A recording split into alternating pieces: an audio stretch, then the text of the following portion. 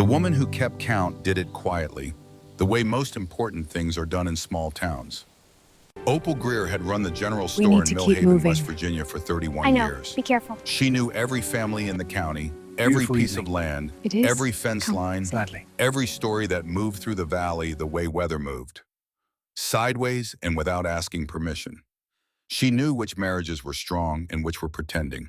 She knew which men drank to forget and which drank because they had nothing left to remember. She knew the Western farm the way she knew all of it, from a distance, with patience, with the careful attention of a woman who understood that the most important information was almost never the kind people offered willingly. The notches were her private record, small cuts on the underside of the counter, where the wood was dark and the light never quite reached. She had started them after the second bride left. One notch for each arrival, one notch beside it for each departure. It was not something she planned to share. It was simply something she needed to know. 4 notches on the left side, 4 on the right, a symmetry that told a story without explaining it. She was pressing the blade of her penknife into the wood for the 5th left side notch on a Thursday morning when the wagon came through town. She heard it before she saw it. The creak of a loaded axle, slower than the mail wagon, heavier than the feed delivery. She set down the penknife and moved to the window. The wagon stopped at the crossroads long enough for the driver to check his directions, then turned west, toward the hills, toward the Weston farm. In the back of the wagon, sitting on a feed sack with one bag beside her, was an orc woman. She was not what Opal had expected, though she could not have said exactly what she had expected. The previous 4 brides had arrived in traveling clothes with leather cases and expressions that ranged from cautious to desperate. This one wore work clothes, heavy canvas trousers, a jacket that had seen real weather. Her hair was dark and braided tight in the style orc women used when they were traveling and did not want it in the way. She sat with her legs hanging off the tailgate, watching the town pass with the unhurried attention of someone who had decided long ago that the world moved at its own speed and there was no point arguing with that. Green skin, angular features, lean the way people are lean when work has shaped them rather than hardship. Not young, but not old. Somewhere in the difficult middle years when a person has stopped being surprised by things but hasn't yet stopped caring about them. She looked at Opal's window as the wagon passed, not at Opal specifically, at the window, at the glass, at the town behind the glass, and the woman standing in it. The look lasted only a moment, but it was the kind of look that stayed, the kind that said, "I see you seeing me, and neither of us needs to pretend otherwise." The wagon continued west. Opal stood at the window for a long time after it was gone. Then she went back to her counter and finished the notch. 300 miles south and 2 weeks earlier, the Ashbourne clan had held a meeting about Vora that Vora was not invited to attend. This was not unusual. Meetings about Vora had been held without her since she was 14 years old. That was the year it became clear she was not going to become the kind of orc woman the clan needed her to be. Not a warrior, not a hunter. Not someone who moved through the world with weapons and certainty and the confidence that comes from knowing exactly which category you belong to. What Vora did was listen. Not to people, primarily. People she had found said very little of consequence when they spoke. They said the things they had been taught to say, the things that kept them safe, the things that fit the shape of who they had decided to be. The real information came from everything else. From the way a horse held its ears when a stranger approached. From the way a hawk tilted its head before it committed to a direction. From the sound a flock of sheep made when the energy of a field changed. From the 1,000 small signals that every living thing broadcast constantly, which almost no one bothered to read. The clan's old healer called it a gift. The warriors called it a waste. The mothers called it the reason no orc man had ever looked at her twice. Vora had stopped arguing about it years ago. Arguing required the belief that the other person might change their mind, and she had run out of that belief around the age of 20. The meeting was held in the Elder's Lodge. Vora sat outside on a rock, braiding dried grass into patterns that had no name but satisfied some need in her hands for order. She could hear the voices inside, not the words but the shape of the conversation, the way the silences fell, the cadence of a decision being made. When Graith came out, she came alone. Graith was the clan elder, a broad woman with a voice that could stop a charging boar. She had led the Ashbourne clan for 20 years with the kind of authority that doesn't need to announce itself because everyone in the room already feels it. She sat down across from Vora on a second rock, folded her hands in her lap, and spoke plainly. There is a human man, she said, a farmer. He has a farm in West Virginia, in the Appalachian Hills. He has written to 3 Orc clans seeking a wife. He offers land, shelter, and partnership. Vora kept braiding. No one has accepted, Graith continued, because he is human, and because his previous brides, 4 human women, have all left within days. Nobody knows why. They gave excuses, family emergencies, illnesses. The excuses were thin. The town knows the excuses were thin. But the women never explained themselves, and now nobody will go. Why are you telling me this? Vora said. Graith looked at her with the expression of a woman who respects directness and is about to use it. Because you have nothing here that you would be leaving behind, she said. No mate, no role the clan depends on. No obligations that would be disrupted. If you go and it fails, it costs us nothing. Vora's hands paused on the grass. She looked up. The faces in the doorway of the lodge were watching. Some pitying, some relieved. All wearing the expression of people who we have solved a problem by making it someone else's problem. Nothing to lose, Vora said. You have nothing here, Grace said. Not nothing, but not enough to matter against this kind of opportunity. A farm, land, a life outside the clan, which you have never quite fit inside. Vora looked at the grass in her hands, at the lodge, at the hills beyond the clan's territory, which she had always studied longer than she looked at the things directly in front of her. I will go, she said. Graith nodded. But not because you asked, Vora said, and not because you believe I will succeed. I know why you're sending me. You're sending me because my failure is cheap. Graith was quiet. I will go, Vora said again, because there is nothing here that needs me, and I would like to find something that does. She set the braided grass on the rock and went inside to gather her bag. The western farm sat 2 miles outside Millhaven at the end of a road that climbed steadily into hills, covered with the amber and rust of late October. From the road, it looked like what it was, a working farm built by a man who had intended to stay forever.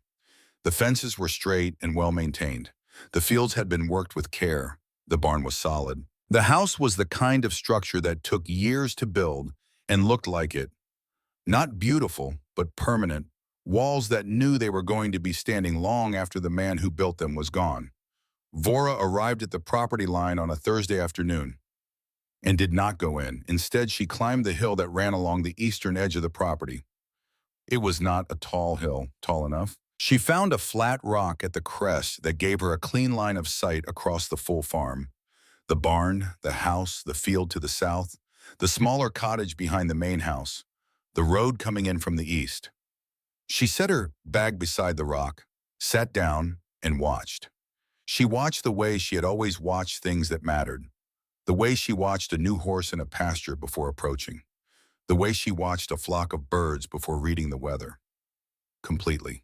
Without deciding what she was looking for, just watching and letting what was there come forward on its own. The man came out of the barn around 4 in the afternoon. He was tall, sandy-haired, going gray at the temples, broad across the shoulders in the way that farm work builds men, not for strength specifically, but for endurance. He moved between the barn and the house with the practiced efficiency of a body that had memorized this route over years and no longer had to think about it. His face, at this distance, carried the fixed set of a jaw held too long, the posture of a man managing something that required constant management and had been requiring it for so long that the managing had become indistinguishable from the man himself. She watched the horses in the paddock. They were healthy, well-fed, coats thick for winter, but they startled at small things. A bird landing on the fence, the wind shifting, the barn cat crossing the yard. Animals absorbed the emotional state of the people around them the way dry ground absorbed rain. These horses were soaked in something uneasy. Something had been uneasy in this house for long enough that the animals had stopped expecting it to change. She watched an old woman emerge from the smaller cottage behind the main house, short and round, moving with the careful deliberateness of someone whose knees hurt, but who was not going to mention it. She carried a basket. She went into the back door of the main house, stayed for 20 minutes, came back out, returned to the cottage. An hour later, she did it again. The laundry in the basket, both times, was too small. Vora noticed this the first time. By the second time, she was certain. The items folded over the basket's edge, small trousers, a small shirt, the shape of children's clothing, did not belong to either of the two adults on this property.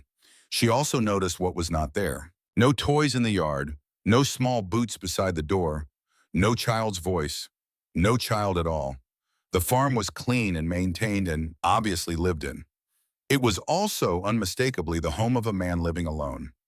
One chair on the porch, one set of tools arranged beside the barn door, one life organized with the precision of someone keeping everything under control because the thing he most wanted to control had already slipped away. Vora slept on the hill that night wrapped in her jacket. She had learned from animals that decisions made in the first hour of observation were almost always wrong. You watched first. You let the place tell you what it was rather than deciding what it was before you had finished looking. By morning, she had two questions. The first was why the brides had left. The second was where the child was. She suspected the answers were the same question. Edrin Weston saw her coming down the hill at sunrise.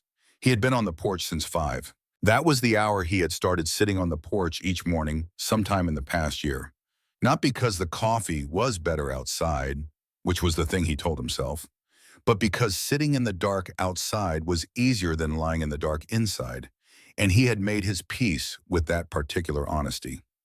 He saw her when she crested the hill, a figure coming down the slope in the early light, one bag moving with the unhurried pace of someone who had decided the walk mattered. He watched her come down the road, through the gate, up the path to the porch. She stopped at the bottom of the steps and looked at him. He looked back. She had eyes the color of deep river water. She looked at him the way a person looks at something they have already partially understood. Marin appeared in the doorway behind him, drying her hands on her apron. "She's here," Marin said. "I can see. She's early. It's sunrise. She must have come yesterday." "She did," Vora said. "I came yesterday afternoon. I sat on the hill and watched the farm." Edrin set his coffee cup on the railing. "You watched me. I watch everything before I decide. Horses, those people, you learn more from watching than from asking. The asking comes after." "What did you decide?" She looked past him at the house, at the single chair on the porch, at the single pair of boots beside the door. "That something is missing," she said, "something important. Missing the way a room is missing when it's clean but empty." Edrin said nothing. "Your horses are nervous. You live like a man with one life, but you wrote to 3 clans asking for a wife. Men with one life don't ask for company. Men with something to protect do." Edrin's hand found the railing and held it.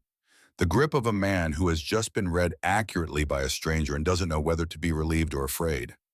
Marin stepped forward before he could find words. "I'm Marin," she said. "I keep the house. Would you like breakfast?" "I would like answers," Vora said. "Answers come slower than eggs." Vora looked at her. Then she nodded. "Breakfast," she said. They ate inside. Vora said very little. She ate steadily, and she watched. She watched Edrin move through his own kitchen with the mechanical certainty of a man whose body had learned the space so completely that his mind had stopped participating in the process. She watched Marin at the stove, moving with the quiet efficiency of a woman who had been keeping this household running on her own for longer than anyone had asked her to. She watched the room itself. Clean, warm, organized in the way that men organize spaces when they are managing grief by managing objects. The books on the shelf arranged by size. The tools on the wall arranged by function. The table surface cleared of everything except what was necessary for the current meal. She watched the cabinet against the far wall. Its doors were shut, and there was a small lock on the handle. The lock was newer than the cabinet. The brass was brighter, less worn, the kind of hardware added after a decision had been made that something needed to be secured. The rest of the cabinet's hinges and handles were iron, dark with age. She watched the high shelf in the corner, where something had been pushed to the back, set behind a row of jars, deliberately outside the natural line of sight. She noticed all of it and said nothing about any of it. "You're quiet," Edrin said. "I'm listening." "To what?" "Nobody's talking. Houses talk," she said. "Yours is saying several things at once, such as," she set down her fork, "such as, there is something in that cabinet you locked recently, and something on that shelf you moved recently, and an old woman walking between your house and that cottage twice a day carrying laundry that is too small for either of you. The silence that followed was the kind that only happens when a lie meets someone who can see through it. Not angrily, not dramatically, just clearly, the way morning light moves through fog without effort. I'm not hiding anything, Edrin said. Your horses are nervous, Vora said. Your house is nervous. The lock on that cabinet does not match your hardware, which means you added it recently. The shelf in the corner has been rearranged recently, and the laundry in Marin's basket is sized for a child. Marin looked at the floor. Edrin put down his fork. The room held the weight of what had just been said. Vora found the drawing on the second morning. She was in the barn before sunrise, moving through the stalls the way she always moved through animal spaces, slowly without announcing herself, letting the animals decide whether to engage. The bay mare in the end stall had been the most nervous the previous day. Vora started there, standing outside the stall with her hands loose at her sides, waiting for the mare to reach her own conclusions. The mare approached after a few minutes, lowered her head, breathed into Vora's open palm. That was when Vora saw the scratches. Low on the wood of the stall, at the height a child would crouch to make them. Scratched into the grain was something sharp, a nail or a stone. Simple lines, a house with a triangle roof, a tall figure standing beside it, and a smaller figure beside the tall one. When their shapes nearly touching, Vora ran her fingers over the marks. They were recent, months, not years, made by small hands that had pressed hard, because pressing hard was how children made marks they meant to keep. She straightened, went back to the house, went to the cabinet against the far wall and opened it. It was not truly locked, just latched in a way that asked for privacy rather than demanding it. The kind of security that says, please do not look, rather than you cannot look. Inside, a pair of small boots, worn through at the toes from real use. A carved wooden horse, paint chipped at the mane from being held too many times. A blue blanket folded with care, carrying the scent that belonged to children, warm and specific, the kind of smell that disappeared when they grew, and that parents spent the rest of their lives trying to remember. Vora closed the cabinet.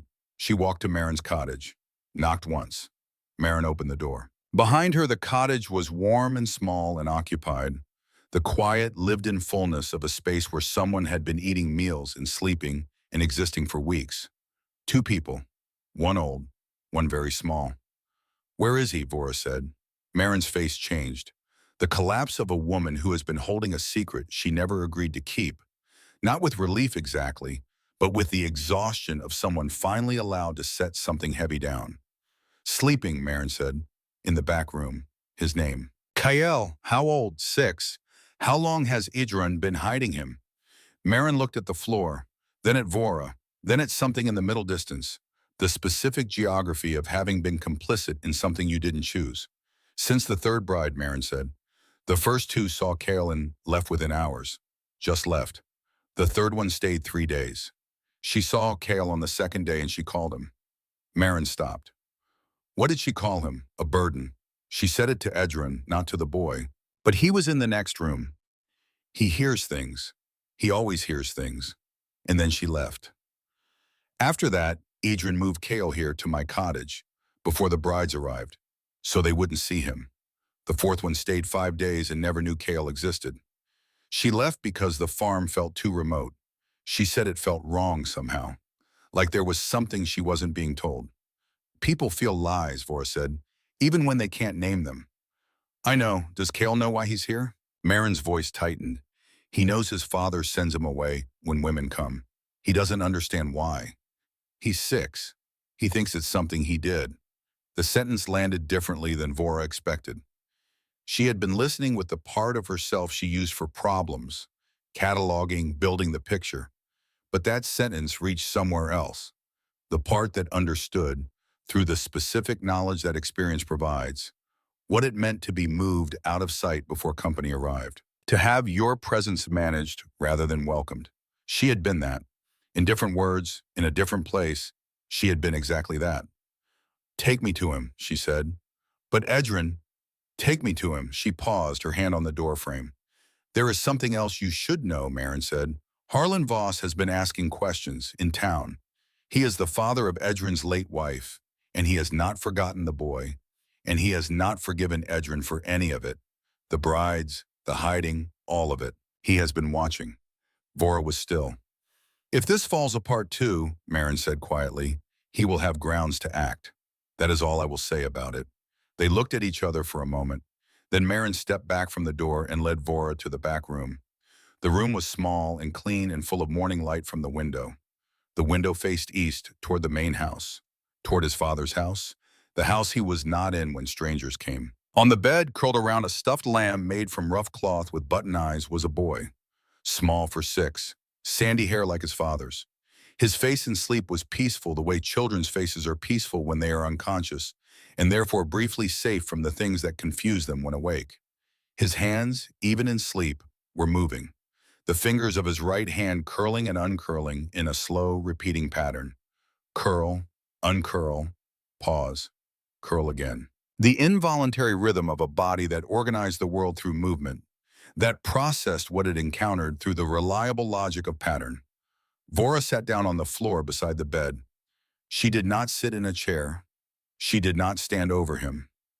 She sat on the floor, below the level of the mattress, her back against the wall, her hands loose in her lap. The position she used with frightened animals. The position that said, with the body rather than with words, I am here. I am lower than you. I am not a threat. I am not leaving. She waited. After a few minutes, Cale's eyes opened. He did not look at her. His gaze moved to the ceiling first, then to the window, then to the middle distance of a child whose mind needed a moment to locate itself in the world. His fingers kept moving. Curl, uncurl, pause. Then he became aware of her. Not through his eyes, he didn't turn his head. Through some other sense, the peripheral awareness of a creature that had learned to feel the presence of things without looking directly at them. His body stilled for one moment. A held breath. An animal hearing something new in the grass and waiting to understand what it means. He didn't move away. Vora stayed where she was. After a long moment, his fingers resumed their pattern. She sat with him for an hour. He never looked directly at her. He never spoke. He curled and uncurled his fingers and pressed the cloth lamb against his chest and breathed in a rhythm slightly slower than a child's normal breath. The deliberate rhythm of someone who had learned to regulate themselves because no one else had learned to do it with them. When she finally stood to go, she did it slowly. Without suddenness, the way you end a moment with a deer at the edge of a field, with patience and without drama, so the door stays open. Edrin was at the south fence when Vora found him. He was repairing a section of wire that looked like it had been repaired before. The kind of project a man returns to repeatedly, not because it needs constant work, but because the work gives his hands something to do while the rest of him struggles with harder things. Vora crossed the field toward him. She walked the way she always walked when she had something to say and had decided how to say it. Directly, without hesitation, without the subtle, apologetic quality that people sometimes put into difficult approaches. She stopped beside the fence. "Bring your son home," she said. Edrin's hands stopped on the wire. "Who told you? Who needed to tell you? I watched. I saw. I sat with him this morning for an hour." He looked at her. His face moved through things. Surprise first, then something that might have been fear, then the shade of shame that settles lowest and stays longest. "You sat with him." On the floor beside his bed, below his eye level. He woke up. He didn't come to me, but he didn't leave. He stayed in the room. Edrin set down the wire. "You don't know what he's like. The doctors said—" "I don't care what the doctors said. Doctors describe. They don't listen. He's different," Edrin said. "Different in ways that make people leave." Vora looked at him steadily. "Did I leave?" He had no answer to that. "Your son is not broken," she said. "He is speaking. Every movement of his hands, every sound he makes, every pattern he runs his fingers through, those are sentences. You just haven't learned the language." He looked away across the field. His jaw was doing the thing it did, clenching, holding, managing what was underneath by keeping the surface controlled. "I hid him," he said, "from the brides, and from myself maybe. After the third one, the one who called him a burden, I looked at my son and I thought, what if she's right? What if he's something nobody can love?" Vora was quiet for a moment. Then she said, "He drew a picture in the barn, on the stall wall, a tall man and a small boy beside a house. That is not a child who doesn't see you.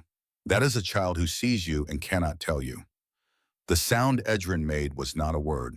It was the sound of something held under pressure for a very long time, releasing just enough to be heard. Bring him home, Vora said, and don't hide him again. Not from me, not from anyone. Adrian went to Marin's cottage and came back carrying his son. Kale was awake, wrapped in his blue blanket, his face turned slightly away from the yard, his eyes tracking the spaces between things, the gaps between fence posts, the seam where the barn roof met the sky, the edges and margins of the world where the most interesting information lived. Vora sat down on the porch step, not above, not across, at the level of a child. She watched Kale's hands, the pattern, curl, uncurl, curl, pause, a sentence she didn't know yet. The kind of sentence you can hear before you understand it, if you are paying the right kind of attention. She began to copy it, her own hands, larger, green against the pale wood of the step. Curl, uncurl, curl, pause. Kale stopped. Not suddenly, the way a piece of music stops when it arrives at something unexpected in the next measure. His hands stilled, his head turned, not toward her, but in her direction. The sidelong attention of a child who has encountered something he did not predict. Vora kept going. Curl, uncurl, curl, pause. Kale's hands began again. Slower, the same pattern, but slower, as if he was watching her do it and adjusting his speed so she could follow. As if he had decided without words, without looking at her directly, without any of the social signals that humans use to signal willingness, he had simply decided to let her in. They sat on the step together, two sets of hands making the same pattern in the cool October air, a green woman and a small sandy-haired boy. No words, no explanations, no promises, just a pattern, repeated, offered, and accepted in the language that Kale had built, because the one he had been given didn't fit. He is talking to you, Vora said quietly. Edrin stood in the doorway. He had not moved since he set Kale down. His hand was braced against the doorframe. His legs were doing something unreliable, and he knew it and was not going to mention it. You just have to listen, Vora said. She did not say it loudly. She did not say it for effect. She said it the way you say a thing that is simply true.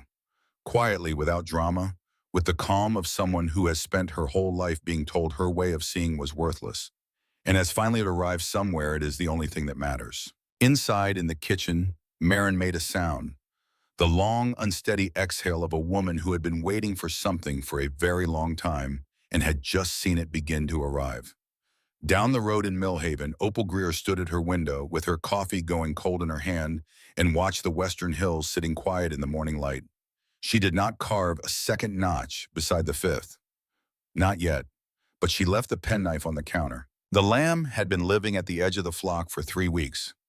Vora had noticed it the first morning. 30 sheep in the east pasture, well kept, wool thick with autumn growth. Among them, one lamb that grazed alone. Smaller than the others, with a slight unevenness in its left hind leg. Not a true limp, more a hesitation, a subtle favoring that the animal had learned to compensate for so thoroughly that most people wouldn't have caught it. The flock tolerated it, fed near it sometimes, but they did not include it the way animals include one another. The clustering, the shared warmth, the casual contact of creatures that have accepted each other completely. The lamb existed in the specific solitude of something that had learned its place was the margin. On the third morning, Vora crossed the east pasture, walked to where the lamb stood apart at the far edge of the field, and sat down in the grass beside it. She did not reach for it. She did not speak. She simply sat and breathed, and let the animal understand through the language of stillness that she was not a threat and was not in a hurry and had no agenda except to be present. The lamb's breathing slowed after a few minutes. Its posture changed, the slight tension across the shoulders releasing, the head dropping to a more relaxed angle. It stepped toward her once, stopped, considered, stepped again, pressed its nose briefly against her knee. She picked it up. She carried it across the field, through the gate, up the path to the porch where Kale was sitting in his corner. The place where the railing met the wall, the place he had claimed on his first morning back in the main house, as if some part of him already knew that corner was his. Blue blanket around his shoulders, fingers working their pattern, eyes moving through the middle distance the way they always moved, cataloging the edges and seams of the visible world. Vora set the lamb down on the porch, not beside him, not close, 3 feet away, close enough to notice, far enough to choose. She sat down on the step and said nothing. The lamb stood still, adjusting to the new environment the way animals adjust. With the whole body, not just the eyes. Its ears moved. It tested the air. It found nothing threatening and settled into a cautious patience. Kale's fingers paused, not all at once. The way music pauses, note by note, until the last one fades and what remains is the silence between things. His head turned, not directly toward the lamb, but at the angle he used when something had entered the edge of his awareness and he was deciding how much attention to give it. The lamb took one step forward. Kale's hand moved. Not the finger pattern. Something different. His right hand lifted it from his knee and extended, slowly palm open and facing upward, the exact gesture Vora had used with every nervous animal she had ever approached. He had watched her do it with the horses. He had watched her do it with the barn cat. He had watched and stored, and now, without being taught, without being told, he was using it. The lamb closed the distance, pressed its nose into his palm, stayed. Kale's fingers curled into the wool, slowly, carefully. With the deliberate gentleness of someone who understood fragility from the inside, who was fragile himself in the way that sensitive things are fragile, not because they break easily, but because they feel everything at full volume, and the world does not turn its sound down for them. He held the lamb. The expression on his face was something that didn't have a clean name in any language Vora knew. Not joy exactly, because joy implies surprise, and this felt deeper than surprise. Not relief exactly, because relief implies the removal of something bad, and this was the addition of something good, which was different. It was the expression of a child who has discovered that the world contains softness, and that the softness is allowed, and that he is allowed to hold it. At the door of the barn, 40 feet away, Edrin Weston stood with one hand on the doorframe. He had been mucking the center stall. He had come out to move the wheelbarrow and seen his son on the porch with a lamb pressed against his chest, and he had stopped. His hand found the frame. His legs had gone uncertain beneath him, and he gripped the wood to compensate. His son had not voluntarily touched another living thing in 11 months. He's never done that, Edrin said. His voice came out rough, the sound of something that has been kept dry for a long time suddenly meeting water. Vora did not look at him. She kept her eyes on Kale and the lamb. He was never shown how, she said. You showed him. I showed the lamb. He watched. A long silence. The sounds of everything else filmed it. Wind through the autumn grass, the mare shifting in her stall, Kale's quiet breathing as he pressed his face into the lamb's wool with something approaching reverence. Children learn by watching, Vora said. Not by being told. Watching is faster and deeper. You just have to give them something worth watching. Edrin said nothing. He stayed at the barn door for a long time, his hand on the frame, until his legs had made their peace with what they had seen. Kale took her to the creek on the 4th day. He did it without preparation, without warning, in the way he did all things, directly, through action rather than language, as if the gap between intention and movement was shorter for him than it was for most people. Vora was at the water trough under the paddock, checking the pump seal, when she felt a small hand close around hers. Not a finger, her whole hand. His fingers wrapped around her palm with a grip that was firm and deliberate and completely certain. He walked, she followed.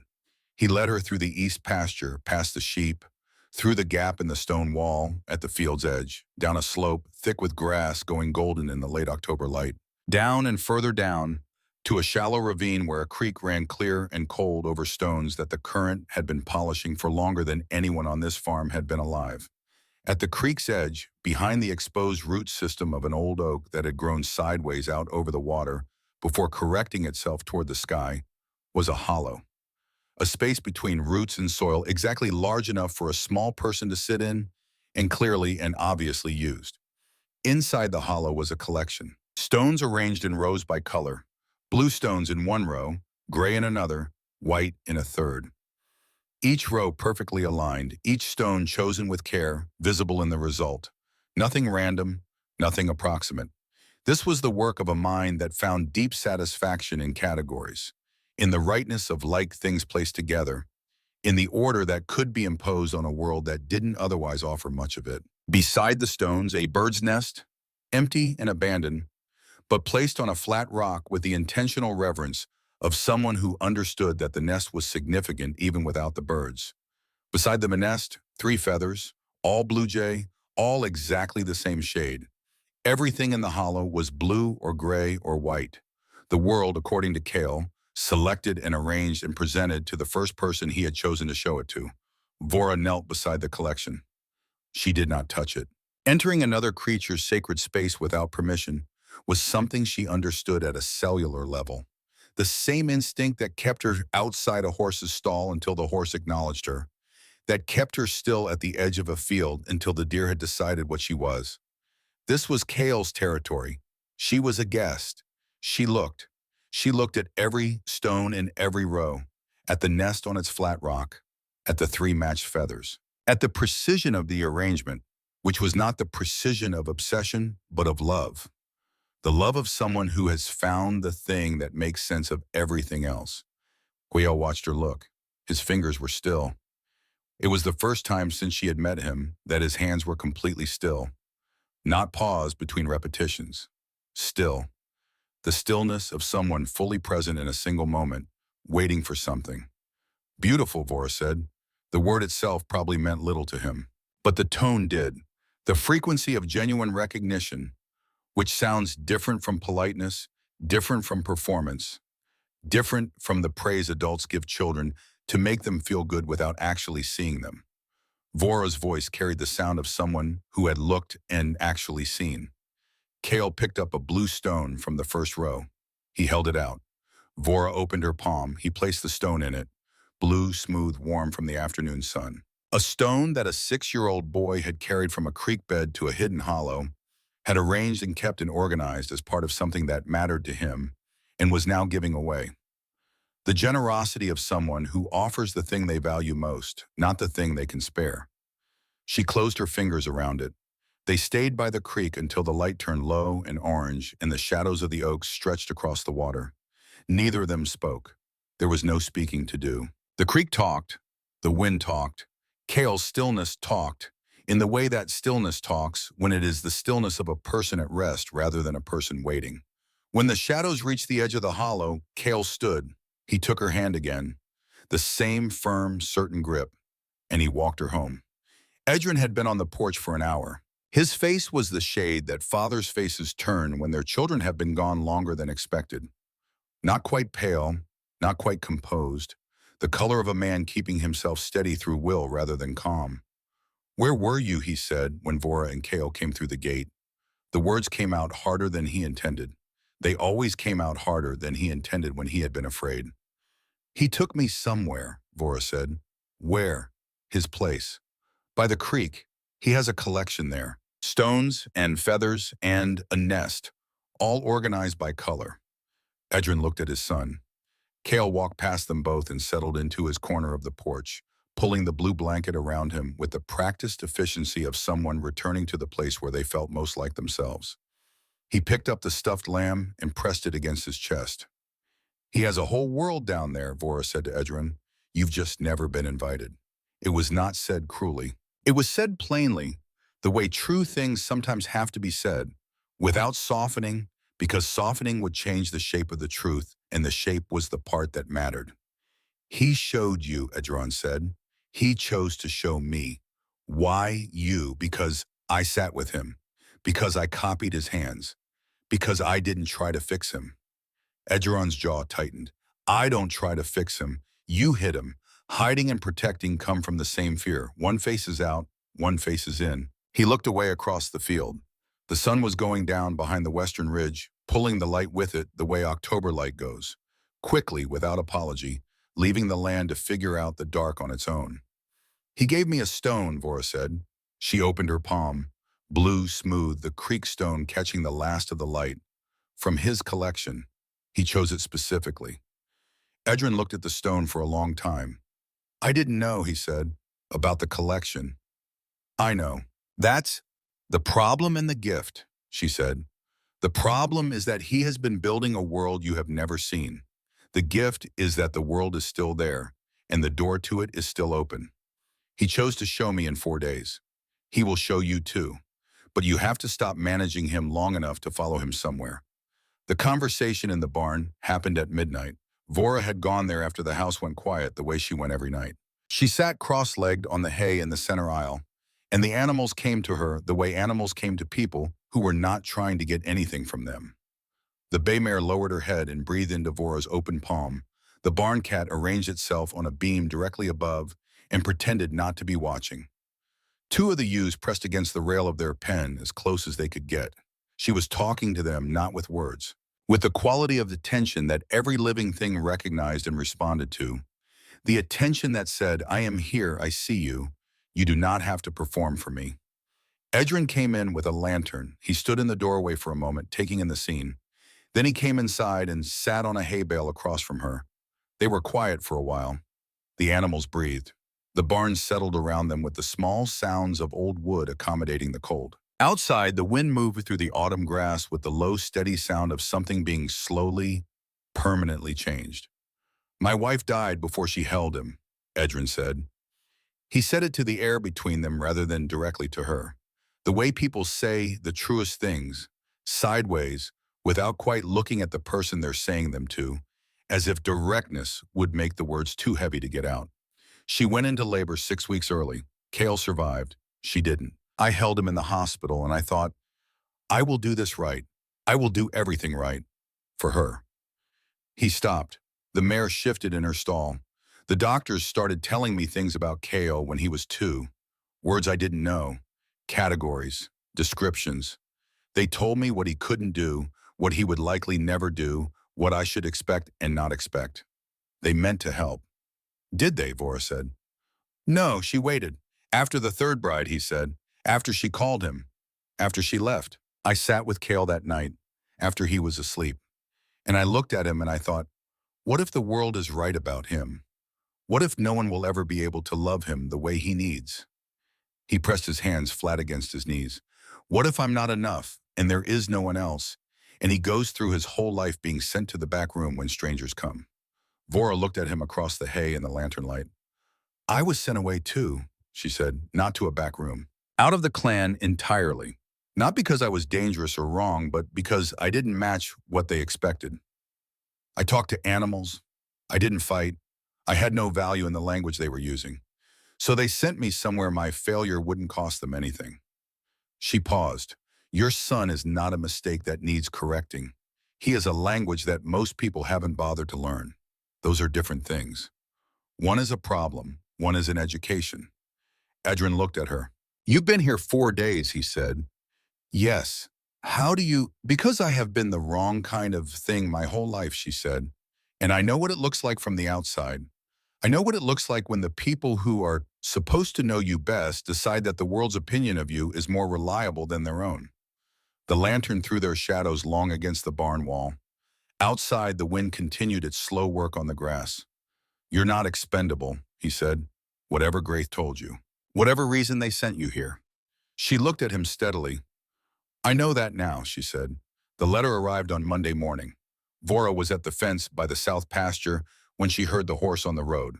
A rider moving with urgency, the sound of someone carrying something rather than simply going somewhere. She watched from the fence as the rider stopped at the gate, passed an envelope and a wooden box to Edrin on the porch, and did not dismount. She came across the field. Edrin was sitting on the porch step when she reached him, the letter in one hand, the wooden box in the other. His face had settled into something past the initial impact. The place after a blow lands, where a person has to decide what to do with the damage.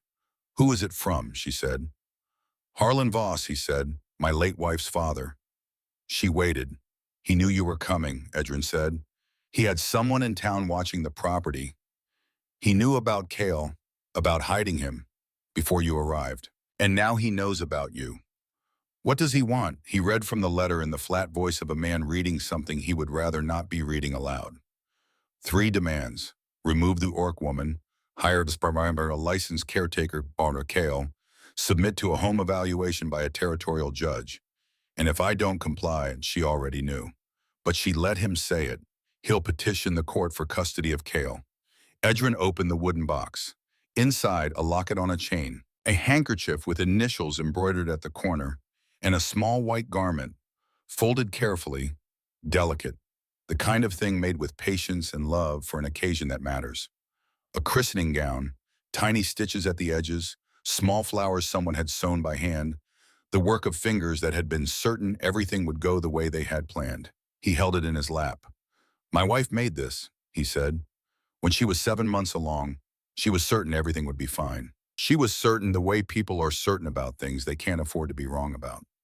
He touched the stitching at the edge. She never got to use it. There was a note in the box. Vora could see the handwriting from where she stood. Neat, controlled, the script of someone who had spent a lifetime being obeyed. "What does it say?" "These belong to my daughter," Edrin read. "They are not for orc hands." Vora looked at the box, at the locket and the handkerchief and the small white gown that a dead woman had made with her own hands for a baby who had arrived into a world without her. "I won't touch them," she said. "Vora, I won't touch them," she said again, without anger, cleanly. "These belong to a woman I never knew. He is using them to make a point. The point is not about the objects. I understand that. But the objects themselves are not mine to touch. He's using them to hurt you." "I'm just the target he chose," she said. "The real wound is the one he already made, reminding you that you hid your son, reminding you that it can be used against you in a court." Edrin folded the gown and placed it back in the box. "Will it work?" he said. "In a court."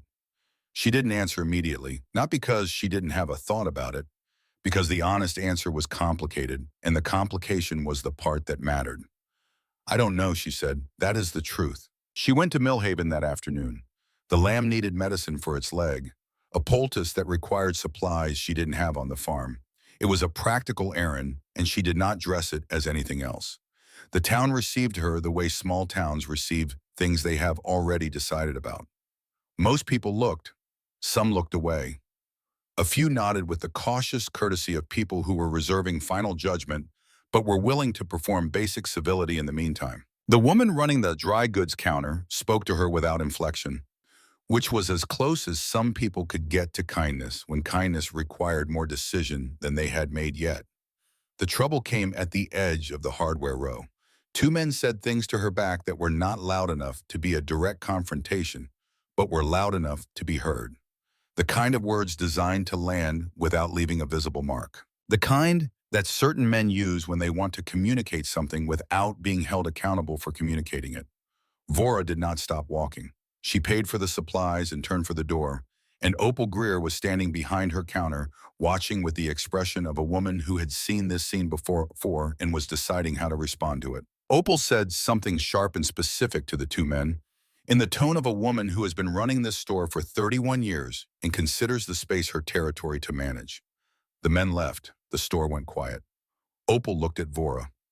"Do you know who Harlan Voss is?" Opal said. "I know who he is. Do you know what he was?" Vora waited. "He was a territorial judge for 11 years, Opal said. "Before he retired, he knows every judge in this district. He knows how courts work and how to use them. He knows the exact language that makes a father look unfit and the exact language that makes a family look improper. If he files that petition—" "I know," Vora said. Opal looked at her for a long moment, the measured look of a woman taking a full accounting. "The fifth bride," Opal said. "I've been counting them. I know you have. I don't know if you can manage what's coming. I'm not going to pretend I do, but I'll tell you this. That boy, Kale. I've seen him in town twice in his life. Both times he was with Marin. Both times he looked like he was trying to make himself smaller than he was. The first time I saw him smile was the morning after you arrived. When you brought him back to the main house, I saw it from the road." Opal set the bag of supplies on the counter between them. "I don't make announcements about things that aren't my business," she said, "but I keep count." Vora packed her bag that night. She was not deciding to leave. She told herself she was not deciding to leave. She was moving through the motions of a decision she had not yet made, understanding that the motions would tell her something the thinking could not. Her bag was small. It had always been small. Everything she owned fit inside it with room to spare, which was something she had never thought of as a limitation until recently.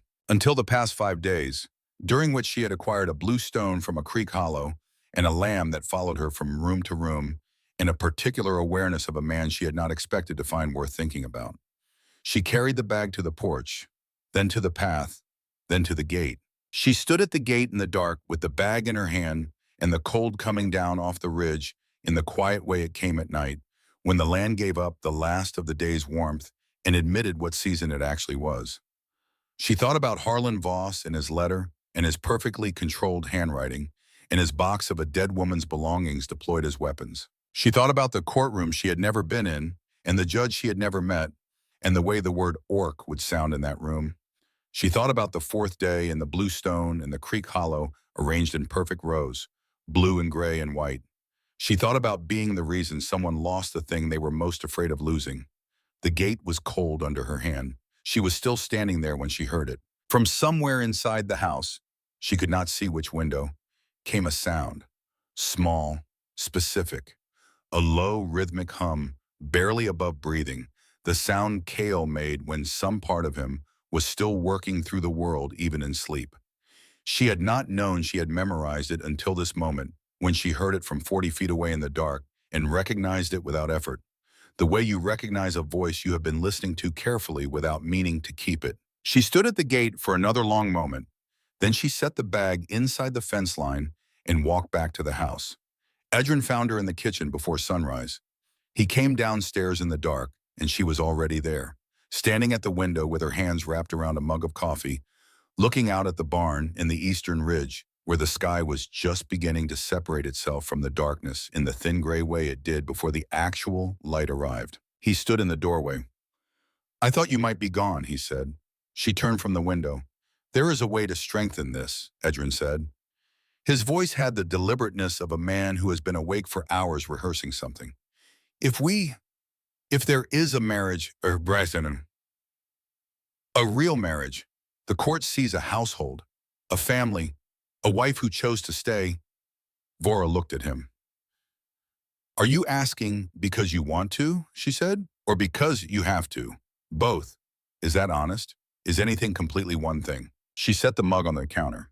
"What kind of person are you asking me to stand beside?" she said. "One who hid his son," he said. "One who made the wrong choice trying to make the right one. One who built a room and called it a closet because he was afraid of what it meant to need the room. One who is asking an orc woman who has been here 6 days to stand in front of a human judge and say, 'This is real.'" She was quiet for a moment. "You've been the hardest thing to read," she said. "Not because you're hiding what's wrong with you, because you're hiding what's right. The love you have for that boy, the way you carve toys for someone who can't tell you he likes them and holds them every night anyway. The way you wrote to 3 clans because 4 human women left and you thought, maybe someone different can see what they couldn't. Could they?" he said. She looked at him in the gray pre-dawn light of his kitchen in the house that had talked to her from the first morning. "Bring me to whoever asks questions," she said. "I'll tell them what I see. What do you see?" "A family," she said, "broken in places, built wrong in others, but standing." He crossed the kitchen. His hand found hers on the counter. Rough fingers over green skin. The contact of 2 people who have stopped negotiating and started choosing, which is a different thing entirely. That evening, Vora sat on the porch as the sun went down.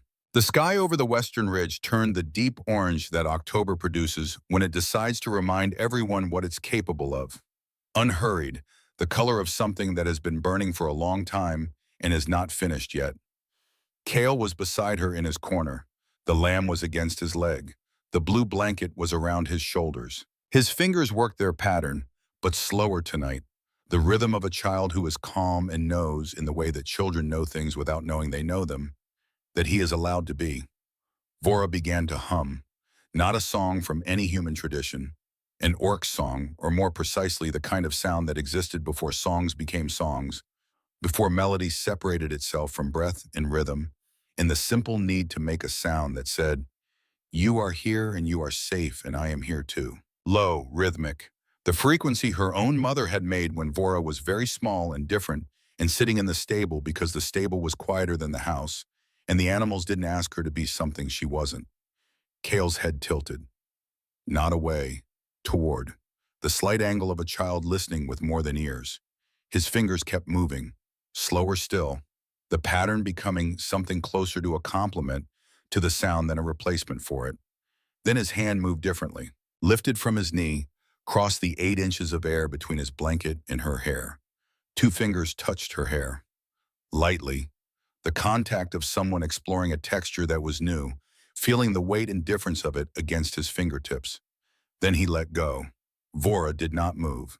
She kept humming. The sound continued without interruption. The same low rhythm, the same frequency, the same message. Nothing has changed, nothing is wrong, you are here and you are safe. This was a test. She understood it as much. The test that cautious things make when they touch something for the first time. Touch and pull back and wait to see what the world does with the contact. If the world proves safe, touch again. After a moment, Cale touched again. Longer this time. His whole hand, fingers spread slightly, resting in her hair. Feeling it. Understanding it through touch the way he understood most things.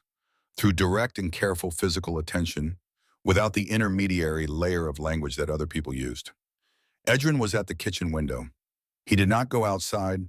He stayed at the glass, watching his son's hand resting in an orc woman's hair on the porch of the house that had been so quiet for so long.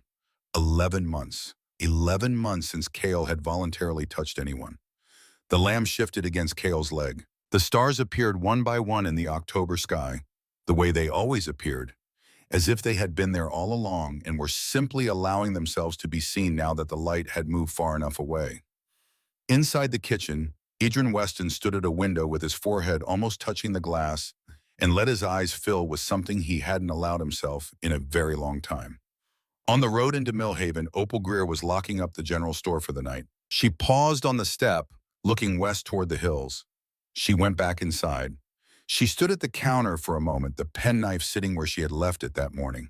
She picked it up and held it, not carving anything yet, just holding it, thinking about the 5th notch on the left side that currently had nothing beside it, and the particular shape of a story that was not yet finished, but was heading somewhere different than it had been heading before. She set the knife down again. Not yet, she thought, but close. The preacher came on a Wednesday. He was a thin man named Hollis, with patient eyes and the unhurried quality of someone who had presided over enough human occasions, births and deaths and the ceremonies between them, to understand that the location and the decoration mattered far less than the two people standing inside it. He had married couples in kitchens. He had married couples in barns. He had married a couple once on the back of a flatbed wagon in a November rainstorm because the woman said she had waited long enough and was not waiting for better weather. He brought his Bible and his patience and nothing else. Vora had said she did not want a church. She said it plainly, without apology. Churches made her nervous in the way that enclosed formal spaces made her nervous. The way they demanded a performed quiet that had nothing to do with actual calm. She had spent her life being made smaller by other people's expectations. She was not going to begin a marriage by practicing it voluntarily. Edrin had said he had not been inside a church since his wife's funeral. He said it once and did not elaborate, and Vora understood immediately that this was not a detail but a boundary, and she did not press it. The field behind the house was in the full depth of October now. The grass had gone gold, and the oaks at the field's edge had turned the dark red that oak trees produce when they have decided to be serious about the season. The sky was high and pale, and the light came down clean and level, the way autumn light comes when the air has been cleared by cold, and there is nothing between the sun and the land to soften what passes between them. Marin had pressed her dress 3 times that morning. Vora had watched her do it once, and then the second time, and then the third, and understood that the pressing was not about the dress, but about needing to do something with her hands while she felt things she didn't have words for. The baker from town arrived before the preacher. Her name was Delcy Pruitt, and she had not been invited. She appeared at the fence line at 10 in the morning carrying a cloth-wrapped loaf under each arm, wearing the expression of a woman who has made a deliberate choice and is standing inside it. She had heard the way Millhaven heard everything, through the layered, self-correcting network of small-town information that did not require announcement, only time. She had heard, and she had thought about it, and she had baked bread, because bread was what she brought when she didn't know what else to bring, and she needed to bring something. She stayed at the fence. She did not come through the gate. 3 other people appeared behind her over the next half hour. A man who ran the feed store, a woman who worked the post counter at Opal's, a retired farmer named Gus who lived on the North Road and walked everywhere slowly and with great intention. They came up the road 1 and 2 at a time and stopped at the fence line with the instinct of people who understood that this moment belonged to someone else, but who needed, for reasons they could not fully articulate, to be present at the edge of it. They stood at the fence, not intruding, not announcing themselves, just being there in the way that communities sometimes show up for things without being asked, because showing up is the only language available for some feelings. Cal was on the grass. He had arranged himself cross-legged in the way he arranged himself everywhere now, with the lamb against his side, his blue blanket across his lap, his fingers doing their pattern in the slower version that meant he was calm. He was looking at the spaces between the fence posts. He was listening to the wind in the grass. He was existing in the fullness of a child who has found the frequency of a place and settled into it. Hollis the preacher spoke the words, simple words, the kind that have been said so many times over so many centuries in so many fields and kitchens and barns that they have been worn down to their essential shape, the decoration gone and only the weight remaining. He asked Edrin if he took this woman. Edrin said he did, and his voice caught on the last word, cracked quietly on did, and the preacher looked at his Bible and pretended not to hear it, which was the kindest thing he could have done. He asked Vora if she took this man. She said she did. Her voice came out level and clear, the voice of someone who has decided a thing and is saying the decision plainly. But her hands, the hands that had spent 6 days teaching a boy a language made of patterns, were still at her sides with a stillness that was not calm but concentrated, full of things she had chosen not to perform. There was no ring. Vora had told Edrin 3 days earlier that she did not understand rings. Not unkindly, with the genuine confusion of someone encountering a custom that operated on logic she couldn't find the center of. Why would you put metal on a finger to prove something that should be visible without it? The metal doesn't know what it means. Only the people know. Instead, she had brought a cord. She had braided it herself over 2 evenings, sitting on the porch while Cale slept inside with the lamb curled against his feet. 3 strands braided together. An Orc tradition that predated the clans and the councils and all the formal architecture of how her people marked the things that mattered. 1 strand for the woman, 1 strand for the man, 1 strand for whoever else the family carried, for the present people and the absent ones, for the living and the ones who were still present in the spaces they had left behind. She tied it around their joined wrists, the cord held without trapping, connected without binding. The tension of something that said, this is a choice renewed each day rather than a lock applied once. Edrin felt the pull of it. He looked down at their wrists and then up at her face, and there was something in his expression that was not happiness exactly. Happiness was too simple for something this complicated, but rather the expression of a man who has spent years managing loss by controlling everything within reach and has just allowed something outside his control to happen and found that the world did not end. Cale looked up. His eyes, gray, his father's eyes, moved from the cord around their wrist to Vora's face. He made a sound, not a word, a sound that lived in the exact space between noise and meaning, the low hum of a child processing something large, something that didn't fit inside any category he currently had and required the construction of a new one. Vora heard it. She turned from Edrin slowly, without breaking the ceremony exactly, or perhaps the ceremony had already broken into something better than ceremony. She knelt. She came down to the grass to his level, and she hummed back. The same frequency, the same low tone that matched what he had made, not correcting it or improving it, simply responding in his own register, the way you answer a question in the language it was asked in. Cale's hand moved. It came up from his knee, crossed the air between them, and pressed flat against her cheek, his whole palm, green skin under small fingers, his hand warm from the blanket, from the morning, from the warmth that children carry in their hands the way they carry everything, completely, without reservation. He held his hand there. At the fence, Delcy Pruitt pressed the bread loaves against her chest and made a sound into the cloth wrapping that she would have been embarrassed about if anyone had been looking at her rather than at the grass where a small boy was holding his palm against an orc woman's cheek in the middle of a wedding ceremony. Nobody was looking at Delcy. Marin was crying in the way she had been crying since yesterday, quietly with the resigned quality of a woman who had given up trying to stop and was simply letting it happen as needed. Edrin knelt. He came down to the grass beside Vora, beside his son, on the ground of the field behind his house, in the middle of his own wedding.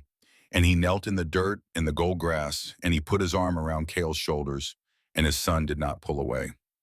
Kale's hand stayed on Vora's cheek. Hollis the preacher looked at the three of them on the ground, and at his Bible, and then at the three of them again. I believe, he said, with the careful tone of a man choosing his words precisely, that the ceremony has concluded itself. Nobody stood up. There was no need to stand up. The grass was where the thing had happened. Standing would only take them further from it. The retired farmer Gus, at the fence line, removed his hat and held it against his chest in the gesture that men of his generation used when they encountered something that deserved acknowledgement and they lacked the vocabulary for it. The other three stood equally still, and the field held all of them, the standing and the kneeling, the weeping and the silent, in the particular grace of a moment that knows what it is. Harlan Voss arrived on Thursday morning. He did not send word. Warning, in Harlan's experience, gave people time to arrange themselves, and arranged people were harder to read accurately. He had learned this in 11 years on the bench and had applied it in everything since. Arrive without announcement. See what is actually there rather than what people have prepared for you to see. The carriage came up the road at 9 in the morning. Vora heard the wheels from the barn, where she was checking the poultice on the lamb's leg. She came to the barn door. Watched the carriage stop at the gate. Harlan Voss stepped out first. She had not seen him before, but she knew him immediately, the way you know certain people from how they move before you know anything else about them. Silver-haired, straight-backed, wearing the expression of a man who had decided the outcome of this visit some time ago and considered his presence here a formality rather than an inquiry. The expression of someone who had spent years being the person who decided things and had never fully relinquished the posture even after the formal authority was gone. Behind him, heavier, older, carrying a leather case and the specific weariness of a man who had spent 30 years being asked to adjudicate other people's worst moments. Judge Arden. He was not what Vora expected. She had expected someone in Harlan's image, someone who carried authority as a statement. Judge Arden carried it differently, like a coat that was very heavy and that he had stopped noticing the weight of because he had been wearing it too long. His face had the lines of someone who had listened to a great many things he hadn't wanted to hear and had gone on listening anyway because that was the work. Edrin came from around the side of the house. His shoulders straightened when he saw Harlan. The movement of a man who has been expecting a confrontation and is managing the fact that it has finally arrived. Harlan looked past him. His eyes moved to the porch where Kale was sitting in his corner with the seed bowls they had set up that morning, sorting the winter seeds by color before storage, an activity that used his relationship with category and precision and that he had begun to treat as his specific contribution to the farm's work, with the seriousness that children bring to things they have decided matter. Harlan's lip moved in a way that was not quite an expression. "This is the household," he said to Judge Arden. "This is what my grandson lives in." Arden said nothing. He opened the gate himself without waiting and came up the path at the pace of someone not performing urgency. He reached the porch steps and stopped and looked at Kale and the seed bowls. Blue seeds in one bowl, brown in another, pale in a third, the sorting proceeding with an accuracy and consistency that most adults would find difficult to maintain for more than a few minutes. "May I sit?" Judge Arden said. He said it to Kale, not to Vora, who was standing now at the bottom of the porch steps, not to Idrun, who had come around to stand behind her, to the 6-year-old boy with the seed bowls. Kale did not respond. His fingers continued sorting. Arden sat down on the top step, not across from Kale, but beside him, at the angle that put them both facing the same direction. The position that did not demand eye contact, that did not place itself above. The position that said, "I am not here to examine you, I am simply here." He looked at the seed bowls, brown seed, brown bowl, blue seed, blue bowl, the rhythm of a mind working at the speed it worked best, without apology, without performance, in the complete absorption of a person doing the thing they were built for. Harlan remained at the gate. His lawyer, a young man who had been hoping this posting would be routine, stood behind him holding a briefcase with increasing uncertainty about what to do with it. Edrin came onto the porch and stood behind Vora. Vora stayed at the bottom of the steps. "Mr. Weston," the judge said without turning, "I have read the petition and your response. I have come to see for myself." "What would you like to see?" Edrin said. "I have already begun," Arden said. He gestured minimally at Kale, at the seeds, at Vora standing at the foot of the steps. He looked at Vora directly. "I'd like to hear from your wife." Vora stood at the bottom of the porch steps and looked at Judge Arden with the same attention she brought to everything. Complete, unhurried, without the social performance of deference that she had never learned because no one in her life had ever required it of her. "You married Mr. Weston recently," Arden said. "Under what circumstances?" "I arrived at this farm 8 days before we married. 8 days. I came from the Ashbourne clan, 300 miles south. I was sent here because 4 previous brides had left and no one understood why. And you understood why. Not at first. I watched the farm for a day before I came inside. I watched the horses and the house and the patterns of who moved where and when. I saw that something was missing. I found Kale on the second day. The petition states that Mr. Weston concealed the child from prospective brides. He did." Harlan made a sound at the gate. His lawyer's pen moved. "He did conceal him," Vora continued. 4 women came to this house and saw a boy who does not speak in the way people expect speaking, who does not look at you directly, who moves his hands in patterns they could not understand.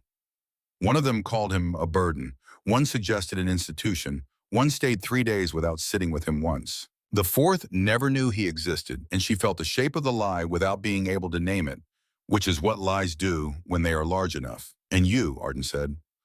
"I sat with him on the second day, on the floor beside his bed, below his eye level, which is the position you use with frightened animals because it tells them you are not a threat and not a demand. He was awake. He didn't look at me. He kept doing what his hands do. I started doing it too, copying his movements, yes. Why? Because it is his language. He speaks with his body. Every pattern his hands make, every sound, every way he moves through a space. Those are sentences. I have spent my entire life learning to read things that don't use words. Horse, hawks, sheep. The Orc clan I came from called it useless. It turns out it is the only skill that matters in this house." She paused. "On the 4th day, Kale took my hand and led me to a creek on the property where he has built a collection. Stones arranged by color, a bird's nest on a flat rock, 3 matched feathers. He gave me a stone from the collection. He has been building that place for months. His father didn't know it existed. That is not because Edron Weston is an inattentive father. It is because Kale had not yet found the person he wanted to show it to. He chose you," Arden said. "He chose me.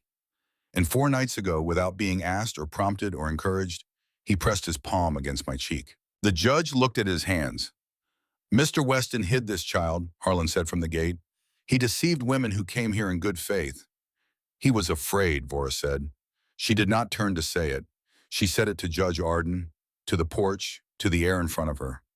4 women saw his son and left. One called the boy a burden to his father's face while the child was in the next room. Edrin Weston made the wrong choice. He hid his son instead of finding someone who could see him. The method was wrong. She stopped for a moment. The reason behind it was that he could not bear for one more person to look at his son and decide that the world was right about him. The porch was very quiet. The seeds continued sorting. Brown, blue, pale. The rhythm unchanged, unhurried, indifferent to the human drama arranged around it. "She's an orc," Harlan said. His voice had taken on the quality of a man losing an argument and responding by speaking more firmly. "She has been here for 2 weeks. She has no standing in this community, no history, no place here. And being an orc," Judge Arden said without raising his voice at all, "disqualifies her from what, precisely?" Harlan stopped. "From sitting with a child," Arden continued, "from learning to speak his language, from staying when 4 others left." He looked at Kale. He looked at Vora. "From being his mother, by law, and by the evidence of what I am watching with my own eyes."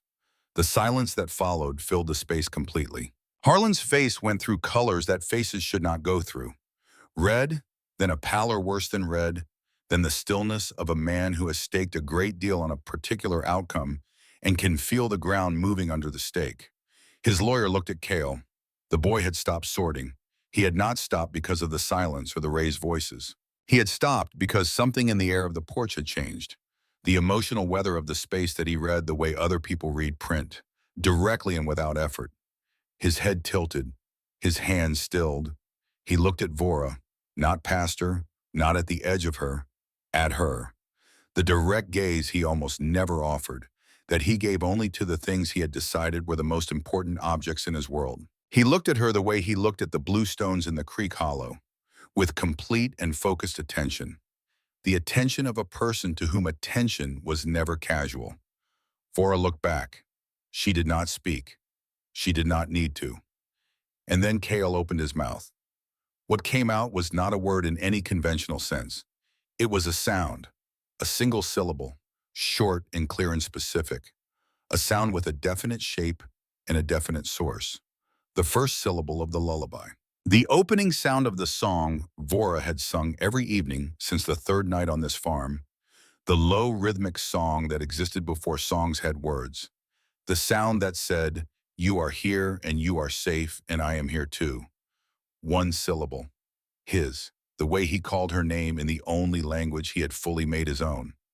The porch stopped. Not the world. The porch. The specific volume of air on that wooden platform in that West Virginia field stopped in the way that spaces stop when something irreversible happens inside them. When the before and the after become distinguishable. When you know, even as it is happening, that you will carry this exact moment for the rest of your life. Vora knelt. She came down slowly, to his level, to the level of the seed bowls and the blue blanket and the small, certain hands that had just been sorting seeds and were now still. She hummed the first syllable back, the same pitch, the same duration. His sound returned to him.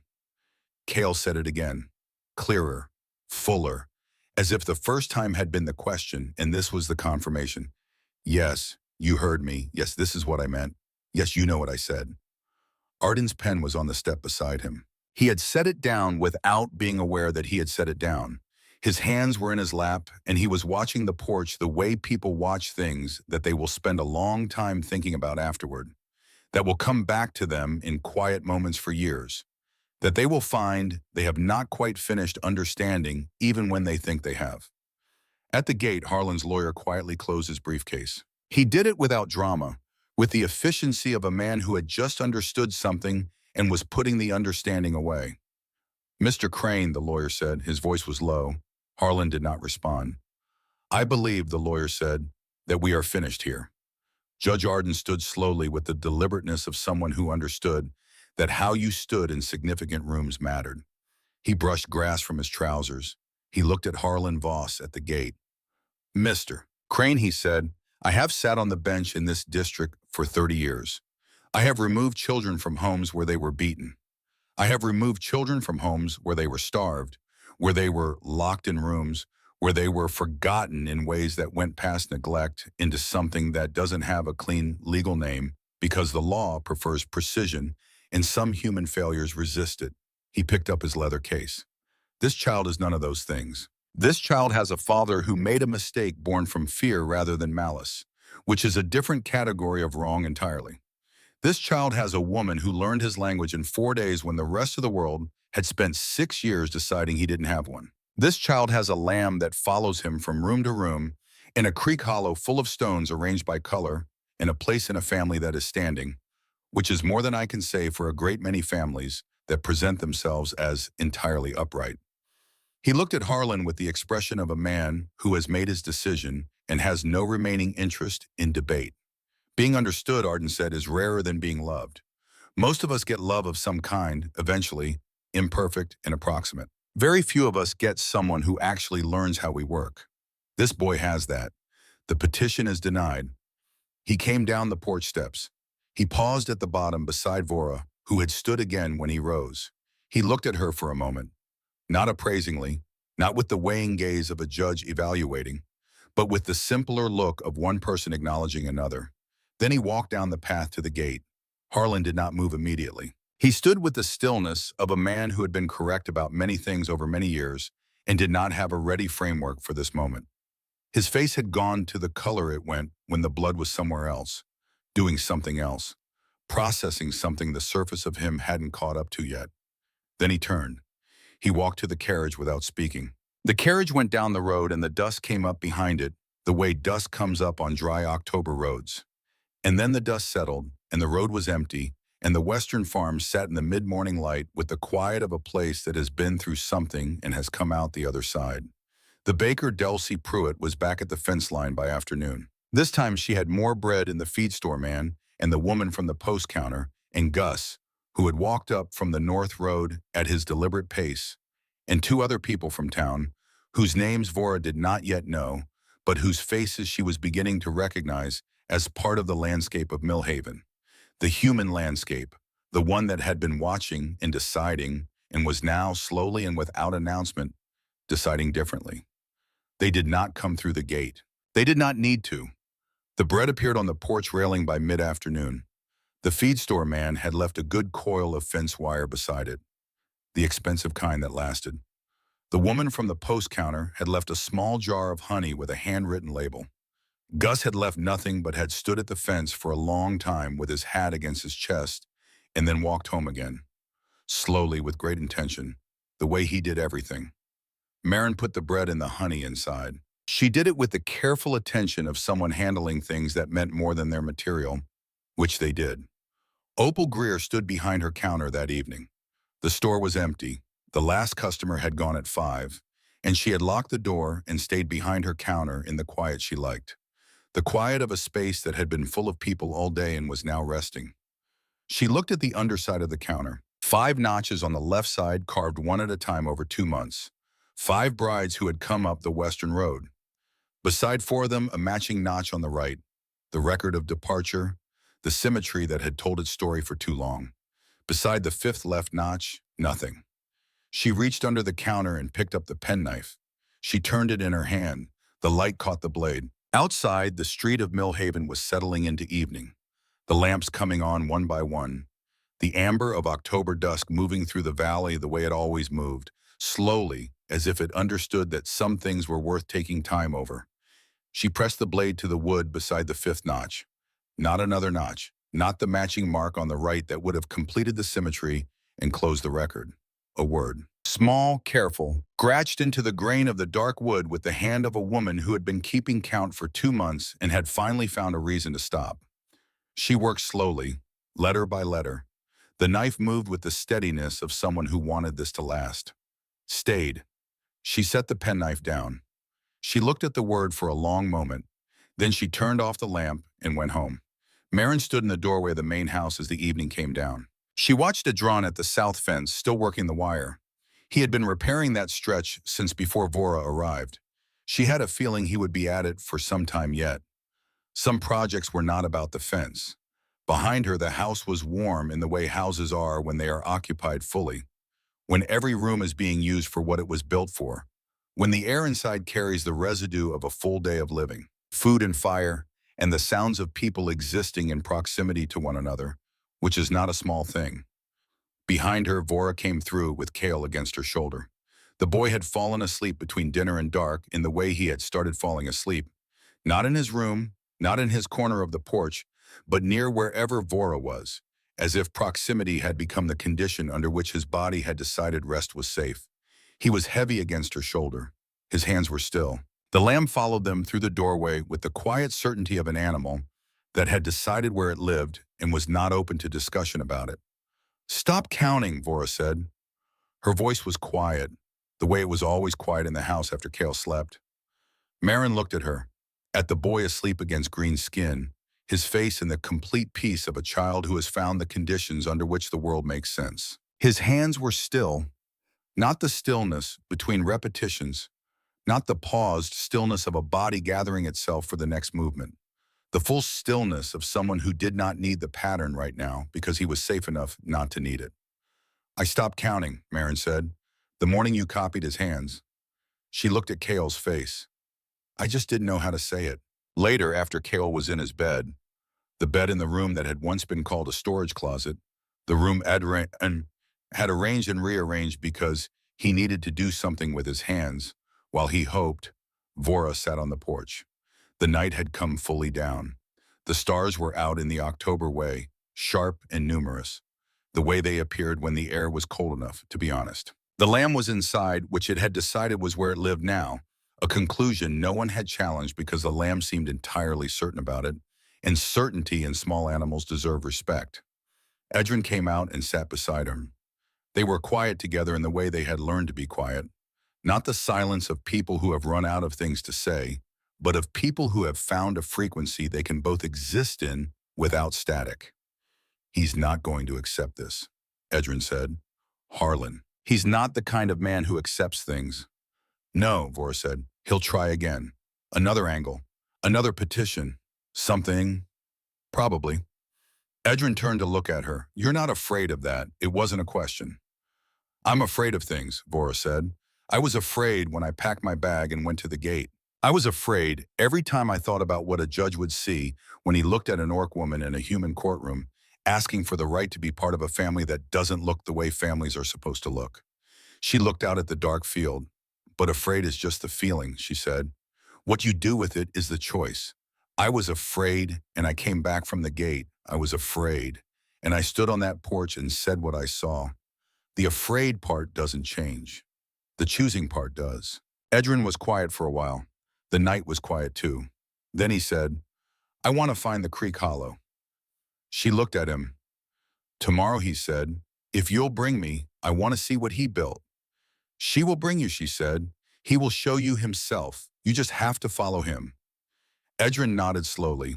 He looked out at the barn, the fence, the dark eastern ridge where the sky had gone deep blue and starry and vast.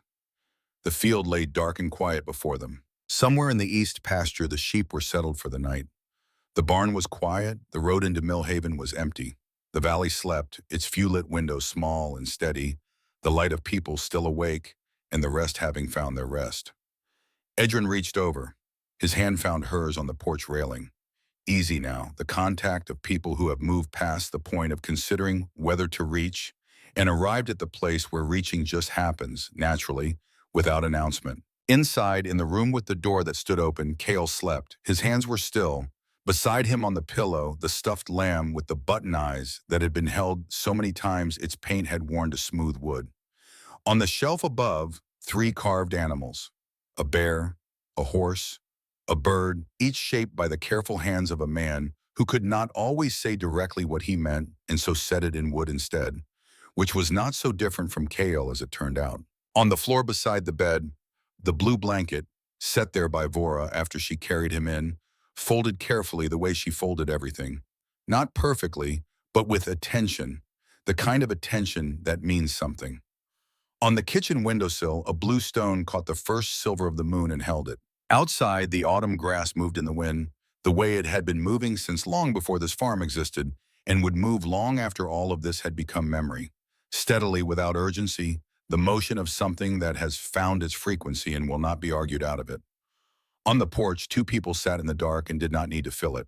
And in the wood of a counter in Millhaven's general store, in the dark below the surface where the light never reached, one small word held fast in the grain. Stayed, not a record of departure. Not the symmetry that had told a sad story for too long. Just the true shape of what had happened here. A woman sent to a place where her failure wouldn't cost anyone, who had found instead the place where everything she was had always been exactly right. A boy who had been building a world in a creek hollow that nobody had been shown until someone sat still enough to be trusted with it. A man who had been calling what he did protection when some of it was fear, and who was learning slowly that knowing the difference was the beginning of something rather than the end. The stars were very bright over the Appalachian hills that night.